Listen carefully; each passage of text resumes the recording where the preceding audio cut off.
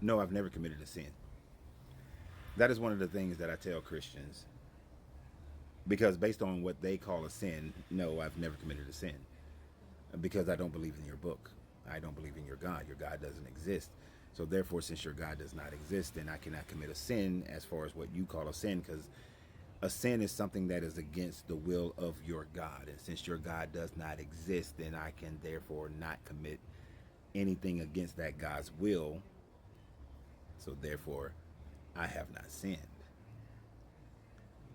Now, if they had asked me, if a Christian were to ask me, have you ever done anything against yourself? Anything that you found to be had a negative impact on yourself, or something that was outside of yourself, something you would not want done to you by others? Have you ever done anything like that? Then my answer would be, of course. Of course I have. Of course I've done things that was against my better judgment. I've done things that I would not want done to me, to other people. I've done those things, of course. I had my immaturities in life, and then they would want to call that a sin against their God. But there again, I say your God does not exist as far as I'm concerned, and as far as evidence is shown, your God does not exist. So therefore, it is still not a sin against your God. It's a sin against myself. It might be a sin against the society as we see it today, because certain things change in society on a constant basis. But is it a sin? Does it have any condemnation beyond what man can do? If I go and rob somebody, then I've done a disservice to myself. I've done a disservice to my family. I've done a disservice to whomever I rob. And the penalty is not some eternal judgment, but the penalty is you might go to jail or pay a fine or be on probation or whatever it may be. But there is no eternal judgment, because then they want to know, like, oh, what are you going to do when you're standing before God in judgment and so on and so forth? Well, your God does not exist. So therefore, I would not be standing in front of your God in any type of judgment, because it's just not going to happen. But for shits and giggles, let's just say I do come before some entity. I doubt very seriously that it'll be the God that you guys believe in, that it'll be a different type of entity, and it will not think in the same narcissistic manner as yours. You messed up a little bit, Renz, but on the whole, you was all right. You elevated your consciousness, you grew in maturity.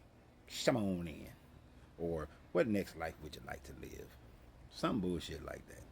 But it certainly will not be, you get to go there. You didn't believe in me, even though you know I'm a narcissistic asshole who genocided the hell out of people, endorsed slavery, and all these other sorts of things. So you got to go burn in hell. Wow, your ultimatum given, narcissistic, genocidal, slave running.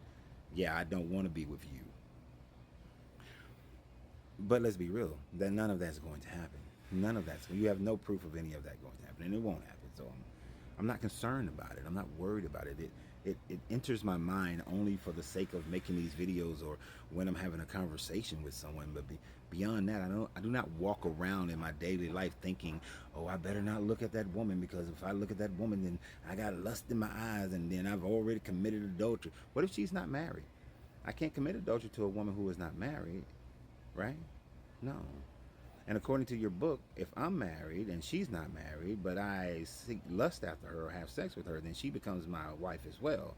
So the only way to commit adultery is to lust after a woman and have sex with a woman that is not your wife. That is the wife of another man. So excuse me. But I don't walk around thinking about that. I don't walk around concerned about that. Like, you Christians walk around so afraid of earth and life and joy and peace and love and excitement, because you believe in this idea of sin against your God, against the Holy Spirit, when there is no sin other than what you do against yourself. And the only goddess you have to answer to is yourself. So get yourself straight.